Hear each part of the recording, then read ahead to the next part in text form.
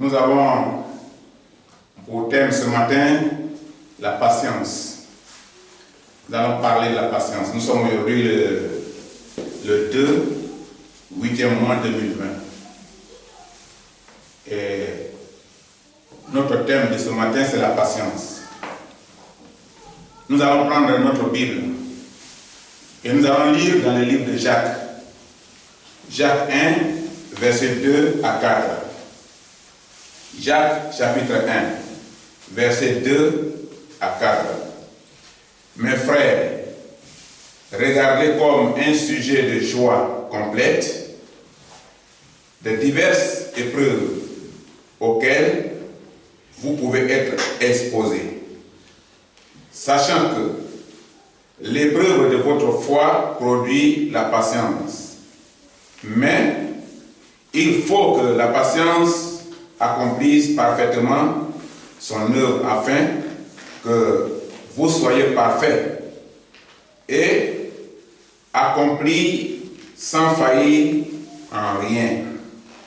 Voici ce que dit la Bible, la patience. Le mot patient est employé généralement pour désigner la capacité d'une personne.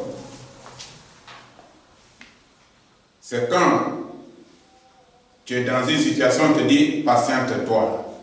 Prends patience. Il faut aller doucement. Il faut prendre du temps. Il faut prier. Il faut être patient. Il y a des gens, même souvent, quand ils sont à l'hôpital, ils ne sont pas patients. On dit, mais ça fait au moins 30 minutes que je suis ici, on ne m'a pas appelé. Il y a d'autres qui ont encore plus d'urgence que toi. Parce que, avant de prendre les gens, il y a un test où tu as fait la déclaration à l'entrée, au guichet. Là, on prend déjà acte de ta situation. Si ça nécessite une urgence ou si ça nécessite une patience. Et à partir de là, celui qui est dans une situation critique, on le prend avant toi, malgré que tu es arrivé avant lui. Lui, il est sur le point de mourir. Mais toi, tu ne vois pas ça. Parce que tu vois que ta situation. Tu dis, mais ça fait 30 minutes que je suis là. Ça fait 2 personnes qui ont fait passer, ils sont allés aux urgences. On n'est pas patient. Et la Bible, ce matin, va nous entretenir sur le mot patience. Ça, c'est pour désigner la capacité d'une personne. Être patient, c'est être capable d'attendre dans une situation à long terme. Tu vas chercher du travail, on dit qu'on va t'appeler. Sois patient. Ça veut dire qu'il faut attendre. Ça ne signifie pas que demain ils vont t'appeler. Ou après demain ils vont t'appeler. Mais tu es dans l'espoir qu'on t'appellera. Ça a besoin de la patience. Et là aussi tu dois patienter. Et en te patientant, la vie elle-même est en train d'analyser la capacité de ton pouvoir, de ton autorité. Parce qu'au fait, il faut être capable dans toute chose d'attendre pour réagir conformément. Si tu n'es pas patient, tu peux mal réagir, mal réactionner. Mais quand tu es patient, tu peux atteindre un bon résultat. Tu peux arriver à mieux solutionner les situations qui sont en face de toi. Et ici, il dit, mes frères, soyez patients. Dans les situations très difficiles, sans se décourager, et pour ne pas que tu te décourages, tu dis patiente-toi. Il faut te patienter, ça va aller. Ce mot peut nous concerner ce matin. Peut-être que nous étions dans une situation et que nous n'avons plus d'espoir, que nous ne voulons plus attendre. Et ce matin, la Bible dit que nous devions attendre. Il faut être dans la patience, il faut patienter. Souvent, c'est le fait de dire patienter qui conduit beaucoup au péché. Ils ont dit, il y a longtemps que les prédicateurs prêchent, patiente-toi, Jésus arrive bientôt. Et Jésus ne vient pas. C'est vrai, Jésus tarde à venir. Et ta patience a perdu son poids et tu ne veux plus attendre. Tu ne veux plus être patient. Mais retiens un mot. Malgré que Jésus n'est pas arrivé, il y a des partants. Jésus n'est pas encore arrivé, mais chaque jour il y a des morts. Chaque jour, il y a des familles qui sont endeuillées. Il y a des tristesses dans beaucoup de lieux. Si Jésus n'est pas arrivé, il y a des partants. Il faut être patient. Parce que c'est quand tu vas faillir à cela que tu vas tomber dans le coup malheureux. Et toi qui ne voudrais pas patienter, voilà toi dans une autre situation. Regardez par exemple les gens qui conduisent la voiture. Ah non, moi je suis pressé, je ne peux pas patienter. Je vais passer ce feu-là. Alors lui il tarde, il me retarde. Je ne peux pas patienter. Et en faisant gros, bla, accident. Maintenant il est obligé de patienter. Pour attendre le constat. Lui qui ne voulait pas patienter, qui a grillé le feu, il est obligé de patienter. Il y a un moment de cela, c'est ma femme qui était en train de conduire. Nous sortons de Torero. Et nous sommes arrivés à un rond-point au niveau du cimetière. Ici à Saragosse. Et elle, son feu était vert. Mais l'autre voulait à tout prix passer parce qu'il n'avait pas de patience. Et ce sont les autres qui étaient à côté, ils ont klaxonné, madame. Elle a regardé, elle a freiné. Sinon, le monsieur rentrait directement dans sa voiture. Et elle avait raison, mais elle allait mourir avec sa raison, parce que j'étais dans la voiture. Et c'est même mon côté que le véhicule venait. Et par manque de patience de l'autre, nous, on restait dans le combat. Et les gens ont commencé à klaxonner madame de tous côtés. Elle a compris. Elle a freiné d'un coup et le monsieur est passé. Mais le monsieur est passé juste. Manque de patience. Souvent, quand on a manque de patience, ça se termine mal. Et la Bible nous recommande ce matin la patience. Il faut être patient en toutes choses. C'est pourquoi c'est désigner la capacité d'une personne. Il faut être capable d'attendre. C'est ton bien. Et dans l'attente, à un poste de travail par exemple, on te dit qu'on va t'appeler, tu n'es pas patient. Et tu commences à menacer les gens. Parce qu'on t'a fait attendre. Ah, vous êtes tous les mêmes choses là. L'autre jour, on a dit attends, tu commences à les menacer. On te dit pardon, il faut partir. Alors que, comme on t'a déjà vu la dernière fois et qu'on te voit la dernière fois, on voit déjà que tu as vraiment envie de travailler. On voit ton courage. On voit ta patience. Et on est prêt maintenant à t'enregistrer. Mais c'est en ce moment-là que, par manque de patience, tu commences à te lamenter. Et finalement, tu as gâté ce qui t'attendait. Tu es de la patience. Pour un sujet apporté au Seigneur, tu as prié pendant un jour, pendant une semaine. Et tu as dit, mais je ne peux plus patienter. Ou tu as emmené ton sujet chez le pasteur, il a prié pour toi. Tu dis, mais quand le pasteur a prié pour celui-là, c'était 3 jours seulement. Mais pour moi, ça fait plus d'une semaine. Pourquoi? Comment il a prié pour lui et comment il prie pour moi? Je vais changer de pasteur pour voir si celui de là-bas, là, comment il va prier pour moi là aussi, si ça sera la même chose qu'il a prié pour l'autre là. Tu es parti. Tu n'as pas été patient. Ce n'est pas le pasteur qui va t'exaucer. Le pasteur, il apporte ton sujet au Seigneur. Ou toi-même là, tu te mets à genoux et tu apportes ton sujet au Seigneur. Reste dans la patience. Dieu n'est pas un charlatan. Dieu est un Dieu qui te met dans la patience.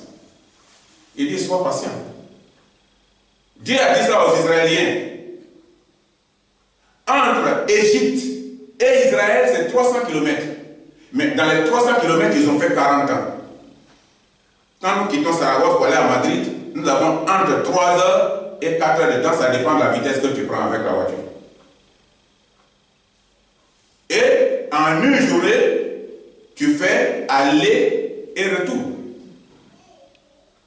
Mais voilà que les mêmes 300 km, un peuple a parcouru en 40 ans. Et Dieu a dit, soyez patient. Et c'est dans la patience qu'on te teste. On teste ta foi.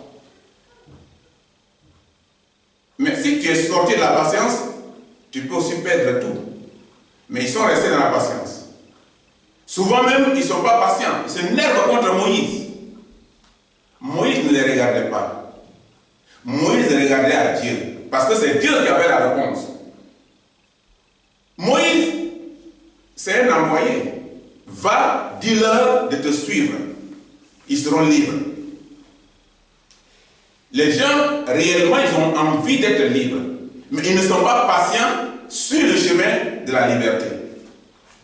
Quand on devient chrétien, quelqu'un qui a vécu dans les fétiches, quelqu'un qui a vécu dans le désordre dehors, quelqu'un qui volait, quelqu'un qui faisait de sa vie, de son corps, ce qu'il voudrait, et à une telle personne, on lui dit, tu seras libre.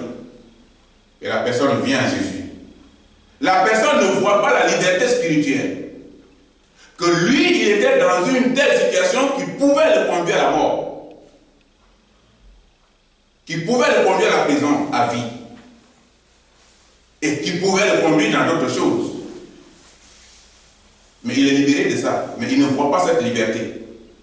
Parce qu'il a été confronté à un problème économique, il trouve qu'il n'est pas libéré. Parce qu'il a été malade, il trouve qu'il n'a pas été libéré. Mais spirituellement, tu es libéré.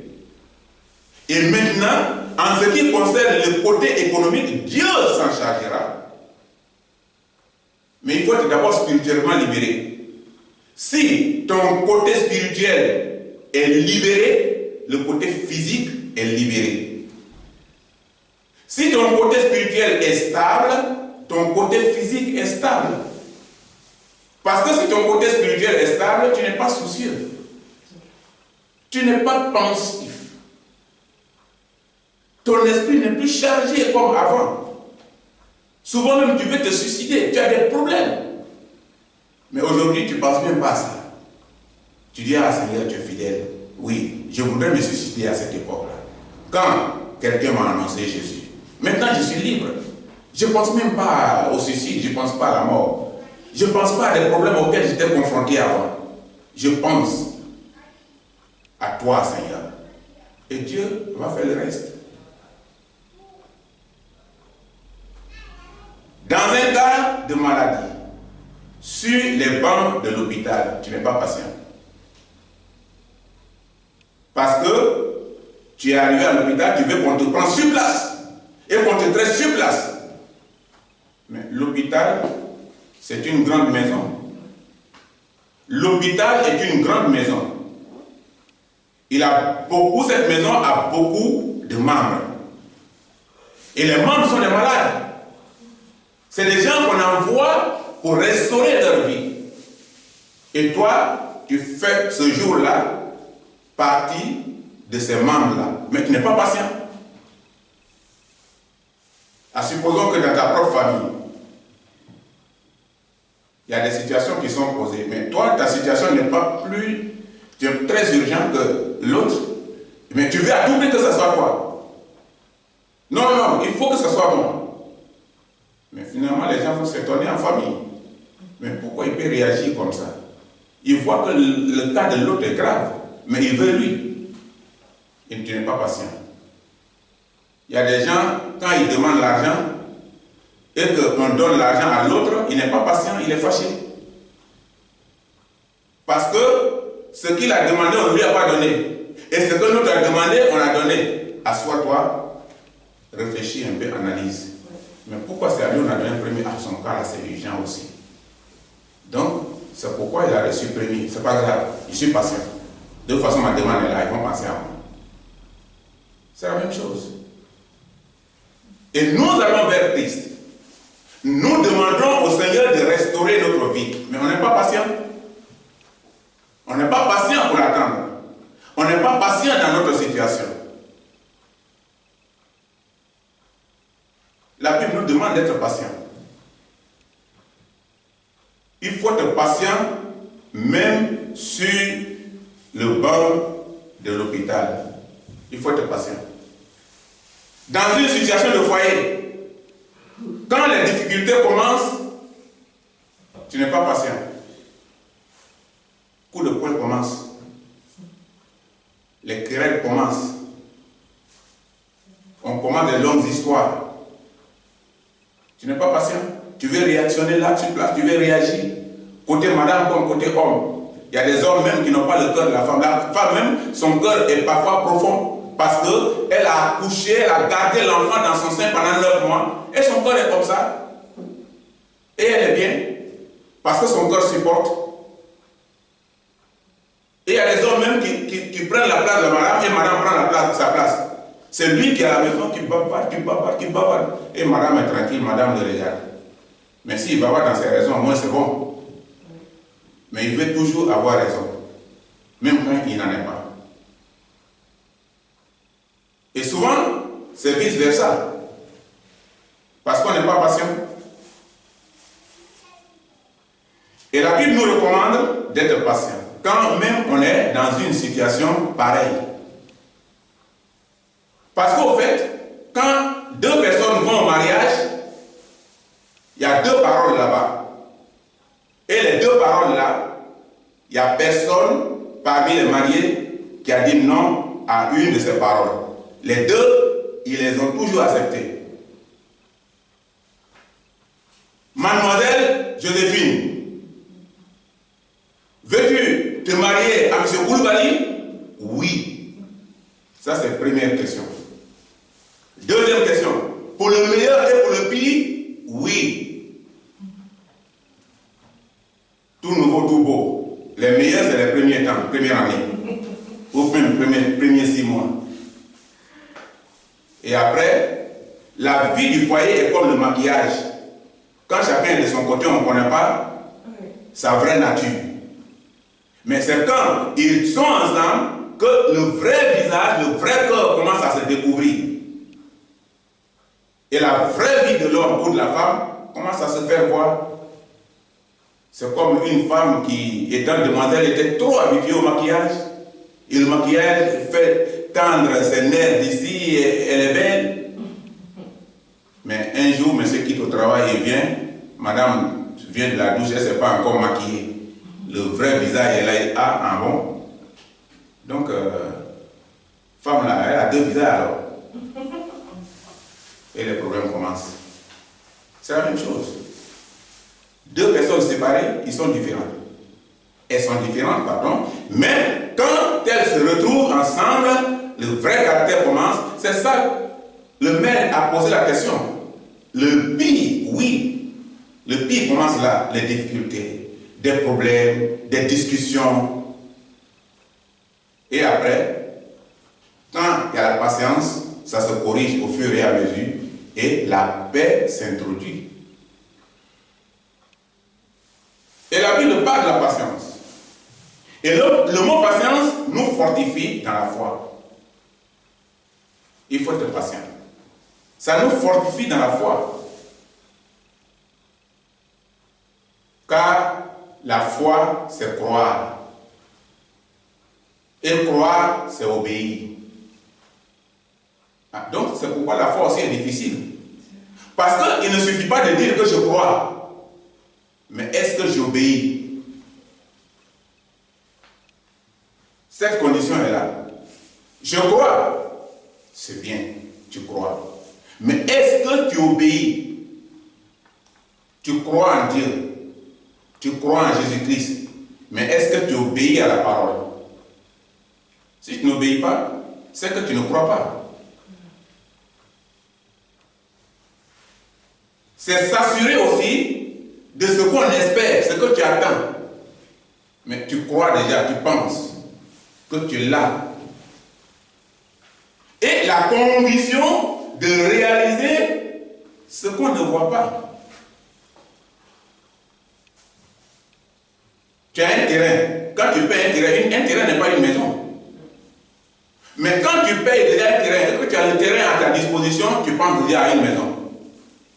Tu penses déjà à 3 chambres salon. Tu penses déjà aux 4 chambres salon. Et tu as déjà l'emplacement de ta cuisine, de ton salon, des chambres, des enfants. Tu fais un calcul sur un terrain vide. Pourquoi?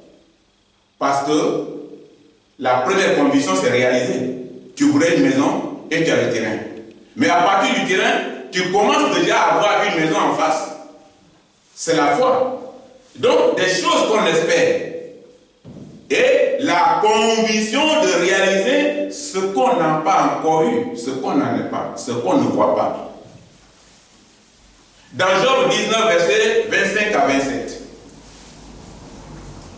Job chapitre 19, versets 25 à 27, la Bible dit quoi?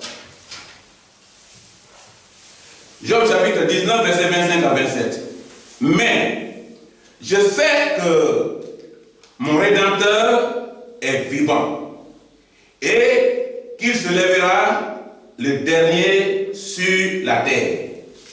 Quand ma peau sera détruite, il se lèvera. Quand je n'aurai plus de chair, je verrai Dieu. Je le verrai et il me sera favorable. Mes yeux le verront et non ceux d'un autre. Mon âme languit d'attente au-dedans de moi. Voilà ce que Job dit. Ça fait pitié cette parole. C'est quelqu'un qui est dans le problème. C'est quelqu'un qui est soucieux. Mais dans ces situations-là qu'il emballe, il croit à un Dieu puissant. Il croit à un Dieu qui libère, un Dieu de délivrance. Il dit, même quand ma peau va quitter, je crois toujours en Dieu. Quand même je vais tout perdre, mes yeux le verront, c'est-à-dire qu'il ne reculera pas. Il est patient. Il est patient dans une telle situation. De nos jours, on ne peut pas être patient comme ça pour attendre. On lui a fait beaucoup de propositions. Job, fais telle chose, tu vas quitter là. Mais est-ce que c'était la solution? On nous dit aussi souvent, mais puisque on n'est pas patient, on accepte des propositions qui ne sont pas la gloire de Dieu. Nous connaissons tous l'histoire de Job. Il avait tout perdu. Job avait tout perdu. Ses enfants, ses troupeaux et sa maison. Il avait tout perdu. Mais il était aussi atteint de graves ulcères. Il souffrait beaucoup. C'est un homme qui souffrait beaucoup. Voilà comment ces paroles-là, on sent dans ces paroles qu'il souffrait. Mais à chaque mot, il place une condition. Je le verrai. Je verrai le Seigneur. Même si la maladie m'emporte, je verrai le Seigneur. Même si je perds tout, je verrai le Seigneur. Pourquoi il dit toutes ces choses? Il avait tout perdu. Quelqu'un qui a perdu 12 enfants un seul jour. Ah, c'est beau de dire ça dans l'histoire. Mais il n'est pas beau de vivre ça. C'est difficile de vivre. Mais il a dit, malgré tout ça, il verra le Seigneur. Il était patient. Il était patient avec Dieu. Il faut être patient avec Dieu, toi aussi. Job souffrait beaucoup. Le plus important, c'est qu'il était dans la patience, dans l'espoir que Dieu sera capable de quelque chose pour lui un jour. Dieu fera quelque chose. Parce que tout son objectif, c'est de le voir. C'est de le croiser. C'est de le rencontrer. C'est que Dieu le voit en face pour voir son histoire qu'il a vécue à cause de sa croyance, à cause de sa patience, à cause de sa foi. Tout ce qu'il disait se reposait sur la foi. Job connaissait la valeur de la foi. Mais il connaissait Dieu. Il connaissait la valeur de la foi, mais il connaissait Dieu. Il faut d'abord connaître Dieu. Qui est Dieu? Pourquoi tu vas à l'église? En qui tu as cru? quand tu connais tout ça, tu peux être patient envers lui. Et parce que tu sais qu'il va réaliser quelque chose, il fera quelque chose, quel que soit le temps. C'est ce que Job a dit.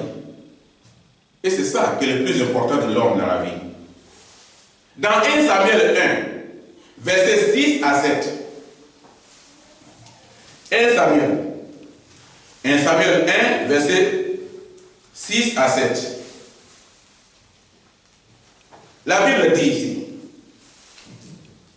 sa rivale lui prodiguait des mortifications pour la porter à s'irriter de ce que l'Éternel l'avait rendu stérile. Et toutes les années, il en était ainsi. Chaque fois qu'elle montait à la maison de l'Éternel, Pénina la mortifiait de la même manière. Alors, elle pleurait et ne mangeait point. C'est difficile. Pourquoi c'est difficile? Anne était scandalisée. Elle était indignée par sa rivale. Sa rivale ordonnait à ses enfants de l'insulter. Dis-leur que, quand elle vous envoie, dites-lui que vous n'êtes pas ses enfants. C'est moi, votre mère. Elle n'a qu'à faire des enfants pour envoyer. Voilà ce que sa rivale lui disait. Mais elle se tourne vers Dieu. Elle se tourne vers son mari. Elle cherchait des solutions. Mais, faut-il quitter le foyer? Elle ne l'a pas fait. Faut-il être une femme adultère pour chercher la solution? Elle ne l'a pas fait. Elle était patiente envers Dieu. Elle regardait Dieu. Et la Bible dit que toutes ces années-là, cette femme qui était sa rivale l'indignait. Et Anne était scandalisée. La demande de cette femme à Dieu dans la patience pendant des années. La Bible dit bien pendant des années. On n'est pas patient, même en une semaine, on n'est pas patient. Et Anne était patiente pendant des années. Dans une conviction que Dieu est juste. Elle dit, Dieu pensera à moi. Si Dieu a donné aux autres, si je suis sa servante, Dieu pensera à moi. Et elle s'orientait vers Dieu. Elle regardait Dieu. Et elle dit, j'ai une seule conviction. Et ma conviction est que Dieu est juste. Mais si Dieu est juste, Dieu va penser à moi. Mais le verset 20 nous dit clairement que cette femme obtient positivement le résultat de la demande qu'elle a faite à son Dieu par la foi. Le verset 20. C'est ce que le verset 20 nous dit. Et ce que dit le verset concernait la naissance de Samuel. Le verset 20 dit, dans le cours de l'année, Anne devint enceinte et elle enfanta un fils, qu'elle nomma Samuel, car, dit-elle, je l'ai demandé à l'Éternel. Elle reconnaît d'abord Dieu, elle reconnaît que l'enfant vient de Dieu, c'est la grâce de Dieu, et elle dit, je l'ai demandé à l'Éternel. Est-ce que quand nous demandons à l'Éternel, nous sommes dans la foi ou nous sommes dans la patience? Si nous demandons à Dieu que nous ne sommes pas dans la patience, c'est en vain. C'est en vain. Parce que tout ce que tu demandes, il faut être patient. Ce n'est pas d'un coup que quand un laboureur s'en va labourer tout de suite, là, il a la récolte. Il est patient jusqu'à la retraite. Quand un planteur met les plantes dans la terre, ce n'est pas tout de suite qu'il devient grand planteur.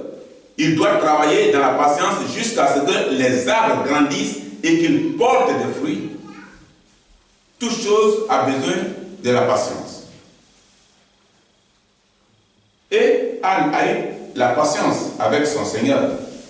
Et la demande qu'elle a faite dans la foi lui a été exaucée. La Bible nous apprend que c'est de la patience que Noé construit un bateau. Quand nous lisons Genèse, Genèse 6, nous comprenons vraiment comment Noé a travaillé. Mais nous prenons par exemple le verset 14. Verset 14 de Genèse 6. Qu'est-ce que la Bible dit? Genèse 6, verset 14. Genèse 6, verset 14. Fais-toi une hache de bois, de gopher. Tu disposeras cette hache en cellules et tu l'enduiras de poids en dedans et en dehors. Ici, là, Dieu lui a donné des ordres parce que le monde était incrédule. Le monde ne voulait plus voir l'œuvre de Dieu. Il ne voulait plus la paix. Le désordre était prioritaire. Et le but de construire le bateau ici est de ne pas faire disparaître totalement sur la face de la terre la race humaine. Et Dieu a donné l'ordre qu'on fasse un bateau pour que l'homme ait encore une possibilité de vivre avec une autre génération. Mais est-ce qu'aujourd'hui on n'est pas devenu plus pire? On est encore devenu plus grave qu'avant. Dans 1 Roi 5, verset 3, il est question de bâtir un temple. Il est question de bâtir un temple. Et bâtir un temple n'est pas une chose facile. L'église, pour que l'église existe, ce n'est pas une chose facile. Pour que l'église continue d'exister, ce n'est pas une chose facile. Parce que l'église, quand on parle de l'église, tout de suite on fait allusion au bâtiment. Mais après, on ne fait pas attention que bâtiment là, pour qu'il soit bâtiment, il faut du travail. Pour qu'il soit bâtiment, il faut de l'argent. Pour qu'il soit bâtiment, il faut la disponibilité de chacun. Pour que ça soit bâtiment, il faut l'accord de tous. Il faut le courage de tous. Il y a le courage physique, il y a l'accord financier, il y a tout ça. Et on parle de bâtir un temple. Bâtir un temple n'est pas une chose facile. C'est difficile. Il y a des attaques pour empêcher que Dieu soit glorifié. Parce que quand le temple continue d'exister, il aura des sauvés. Et puisqu'il aura des sauvés, le nom de Dieu sera glorifié. Mais pour empêcher cela, alors, bâtir le temple sera attaqué. Pour que Dieu ne soit pas glorifié. Mais la construction se fait sur de longues durées. Sur de longues durées. Une église ou que ce soit une mosquée ne se construit pas comme la maison normale. La maison normale, tu le fais selon ton programme, mais l'autre, ça se fait petit à petit parce que ça se fait avec l'apport de tous. Et ça ne se fait pas d'un coup. Ça prend du temps. Donc, c'est sur une longue durée. Mais surtout, dans la patience et dans la foi. Dans la patience et dans la foi. Et la Bible dit que notre corps est le temple. Notre corps est le temple. Ah, pour entretenir un corps, c'est pas facile. Regardez un bébé, depuis le sein de sa mère, on commence à l'envoyer à la maternité, on commence à l'entretenir à partir du ventre de maman, on commence à veiller sur sa santé. Quand il naît, le temps qu'il grandisse, qu'on lui parle, que lui maintenant il apprend à parler, à nous répondre, et maintenant il apprend à s'exercer au fur et à mesure pour devenir une personne. Une personne sur qui on peut compter dans la famille, qu'on peut envoyer. Et un jour, une personne qui peut même voyager seule. Ce n'est pas une chose facile. Parce que c'est fait à l'image de Dieu. Un animal ne prend pas une telle décision. Un animal seul ne prend pas avion pour voyager. L'homme est différent de l'animal. Parce que l'homme est fait à l'image de Dieu et ses pensées sont les pensées de Dieu. Donc,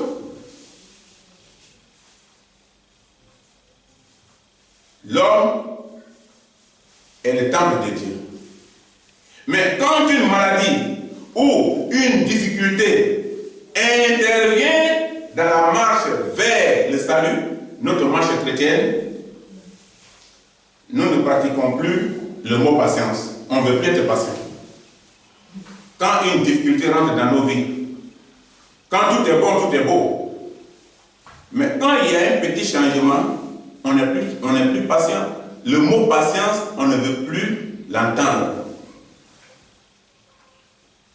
Nous cherchons une solution. Nous cherchons une solution immédiate et parfois mal.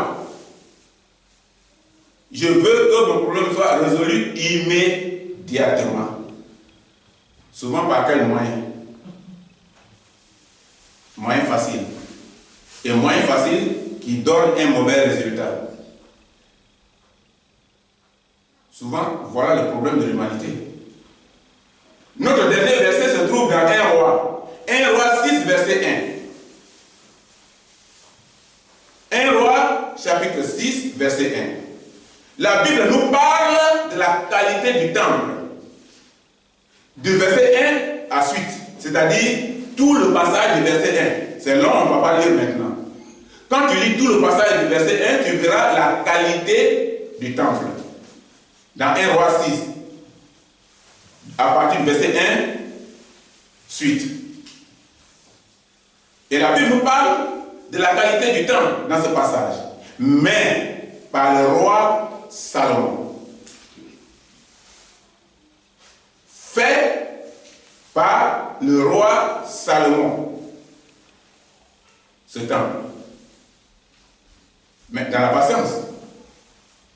Dans la patience précise la Bible. La Bible dit que le roi Salomon l'a fait dans la patience. Quand tu lis tout ce passage, tu verras le travail qu'il a fait. Qu'est-ce qu'il a mis? Qu'est-ce qu'il a donné? Quel était le courage? Quel était son engagement? Quels sont ceux qui sont engagés dans les montagnes pour fabriquer des pierres, pour veiller? Tout ça, c'était du boulot. C'était un travail de patience. Mais dans l'œuvre de la patience, vous serez parfois attristé ou même découragé. C'est ça. Quand tu es dans la patience, souvent tu es découragé. Tu penses que la vie n'a plus d'issue. Parce que les gens t'ont abandonné. J'ai écouté tout récemment là, une chanson. C'est chanté en langue Dan, en langue Yoruba de Côte d'Ivoire. Et la dame là, elle dit quand tu es malade, personne ne te visite. Tu es seul dans ta patience. Le milieu dans lequel tu étais avant, personne ne t'approche. Parce qu'on t'a écarté. C'est de loin qu'on te salue. Mais dans la maison de Dieu, ce n'est pas ça. La Bible dit qu'il faut être patient avec Dieu. Et tu verras ce que Dieu peut faire. Job n'a pas vécu ça. Job a vécu. Mais Job était patient avec Dieu. Dieu l'a tout rétabli. Ce qu'elle a chanté là, c'est pour les hommes. C'est les hommes qui se mettent loin. Elle a chanté, c'est un message chrétien qu'elle est en train de faire passer. Mais elle dit, les gens se mettent loin et te disent au revoir. Ah, ça va? Ça va bien? Tu vas bien? On ne t'approche plus. Mais Dieu approchait Job. Le seul qui n'abandonne pas, c'est Jésus-Christ. Il va t'approcher. Il va te consoler. Il va te traiter. Il n'y a pas de malade qu'il peut rater de traiter. Il faut être patient. Quand tu es dans n'importe quelle situation, il faut être patient. Sinon, tu seras parfois attristé. Parce que les gens t'ont abandonné. Parce que tu es isolé. Parce que tu as été dénigré. Et tu seras attristé. Ou même, à cause de ta foi, on t'abandonne. Et tu seras découragé. Mais plus tard, vous verrez la grandeur de Dieu. Parce que dans votre patience et par votre foi, vous serez de grands donateurs d'un fruit paisible grâce à la foi.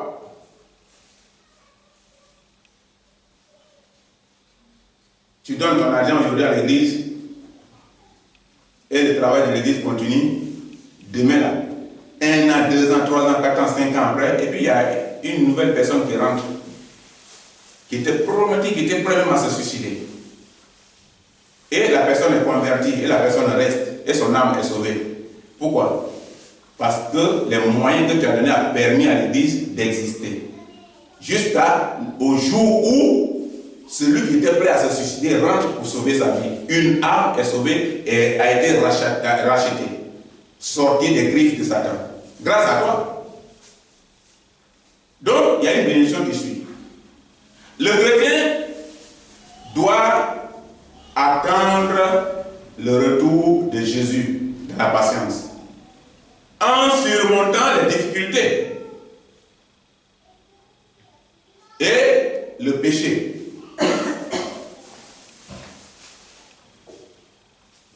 Être patient, c'est se confier à Dieu. Et puis attendre. De toute façon, je suis entre tes mains, Seigneur. J'attends, même si ça dure.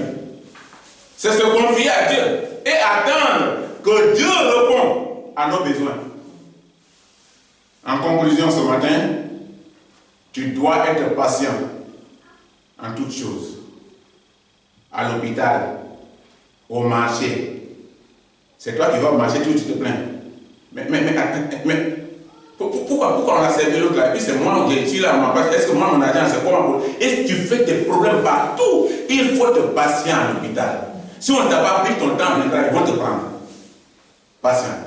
Peut-être que même Dieu est en train de voir que tu tombes entre les mains d'un bon docteur. Et on te fait patienter, on fait passer l'autre ici, on fait passer l'autre ici. Celui qui vient te prendre là, c'est celui en qui Dieu a mis son esprit pour faire ton opération. Et Dieu te fait attendre qu'on envoie l'homme là chez cette personne, l'homme là chez telle personne. On avait 2 docteurs en Côte d'Ivoire avant. Il y avait docteur Fumé et docteur Okeke. Okeke, c'est un faux docteur. Il venait du Nigeria. Mais il avait un faux diplôme. Bénin au Nigeria, entre les deux. Il avait un faux diplôme. Il oubliait même le couteau dans le ventre de quelqu'un, des ciseaux. Mais il a fallu qu'on fasse des enquêtes sur lui pour aller dans son pays. Pour découvrir que ce n'est pas un docteur. Il s'est passé de faux docteur. Il a été arrêté. Mais il a tué plein. Et avant, qu'est-ce qui se passait? Les patients attendent. On vient, on te prend, on te dit, tu vas chez le docteur. Le patient pleure déjà parce qu'il sait déjà que ce n'est pas bon pour lui. En te dirigeant vers la salle du docteur, on l'attend, il pleure. On dit à quoi? Non. Le docteur vers qui il va là, quand on va là-bas, on ne sort pas. Hein? Et quand on dit à elle, lève-toi, viens, on dit, il va où? Il va se fumer. Il est déjà guéri avant de voir le docteur. Et l'autre, il est mort avant de rentrer. Il pleure déjà lui-même sa propre mort avant de rentrer. Voilà. Et ces docteurs, les 2 docteurs étaient là. Un guérissait, un tuait, un guérissait, un tuait. Parce qu'il n'est pas de métier. Ils ont fait le rapport, le ministère de la Santé de Côte d'Ivoire a fait des enquêtes, il a été arrêté. C'est grave. Donc on a un docteur. Notre docteur c'est Christ. Si tu vas à l'hôpital, il faut être patient. Peut-être que Dieu est en train de retarder pour ne pas qu'on t'envoie chez Okeke. Pour qu'on t'envoie chez Fumé. Et toi tu es pressé, si tu es trop pressé maintenant, bon, voilà, c'est ok, tu es libre. Et dites à Joséphine de venir. Et maintenant, on a là-bas, qui dit non, je vais patienter. Quelle patienter? Tu ne peux plus patienter, tu vas partir là-bas. Et on va te conduire là-bas. On dit à quoi? Moi, je ne suis pas content. Mais tu n'es pas content, mais tu n'es pas patient. Il faut être patient au marché. Il faut être patient dans ton travail. C'est moi, on fatigue trop. Il faut être patient. Regarde à Dieu. On fatiguait Moïse, il regardait à Dieu. Prie. C'est Dieu qui va t'exaucer, ce n'est pas des hommes. Des hommes vont te persécuter. Et même s'ils se rendent compte que tu es chrétien, c'est grave. Ton travail sera menacé. Mais après, ça va changer. Il faut être patient dans ton foyer. Le pire va venir. Le pire va venir remplacer le meilleur pendant un temps. Mais pendant ce temps-là, il faut être patient, regarde à Dieu. Dieu va renverser. Le meilleur viendra renverser le pire. C'est comme la vie et la mort qui marchent ensemble. Mais la vie domine la mort. Et le meilleur va venir dominer le pire et le meilleur va prendre place. Et les gens vont te regarder encore et dire, mais c'est comment pour toi là? Ah, nous pensons que tu es parti, hein? Tout va bien. Où on a vu que tout va bien? Parce que tu t'es patienté et tu as regardé ton Seigneur. Dans ton voyage, pourquoi l'avion là, je ne suis pas rentré dedans? Pourquoi ce cas-là? Moi, ce cas-là, je vais rentrer dedans. Ça ne peut pas passer comme ça. Et c'est toi qui te plains, tu veux qu'on dise, bon, rentre. Et maintenant, tu rentres. Quand le cas-là commence à se renverser, tu vas dire, oh, on m'a dit, oh, on m'a dit, oh, on m'a dit. Mais ça, ce sont tes pleurs, on m'a dit, on m'a dit, on m'a dit. Le cas est parti. La nouvelle qui va rentrer ici à tes parents devant lesquels tu te fâchais là. On dit, le cas est tombé. Hein? Mais on lui a dit d'attendre. C'est trop tard. Il faut être patient. Attends. Je suis d'accord. J'attends. Et tu attends. Quelqu'un se plaint comme ça à l'aéroport de Paris. Ils ont mis télévision sur lui. Il s'est fâché, c'est-à-dire les gens, les vidéos, là, les gens sortent mobile, on regarde. Parce qu'il était gonflé, fâché. Parce qu'il n'est pas parti dans l'avion là. Que c'est ça qui est son avion, c'est ça qui est programmé sur son billet de voyage. Mais il est resté là en attendant que l'autre programme de l'autre avion qui va décoller arrive. On envoie la nouvelle que l'avion là est tombé. Il n'y a pas eu de survivant. Il dit Dieu merci. Dieu merci. Mais les gens ont trouvé, mais toi tu es quel genre d'homme ça? Dieu merci. Dieu merci parce que les gens sont morts. Il dit non, non, non, non. Parce que je n'étais pas patient.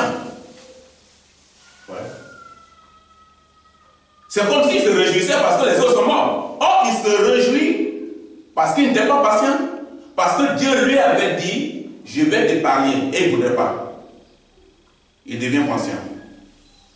Et sur toute route encombrée, il faut être patient. Car tu es entre les mains de Dieu. Tu n'es plus dans le monde. Tu es entre les mains de Dieu. Et il te relâchera quand tu sortiras de la vérité, mais il ne te relâchera jamais quand tu seras dans la vérité. Dieu ne va jamais t'abandonner. Si tu es dans la foi, si tu le regardes. Donc, voilà, ce matin, c'est ce que la Bible nous dit. Nous allons être dans la foi et que Dieu nous garde tranquillement et que nous bénisse.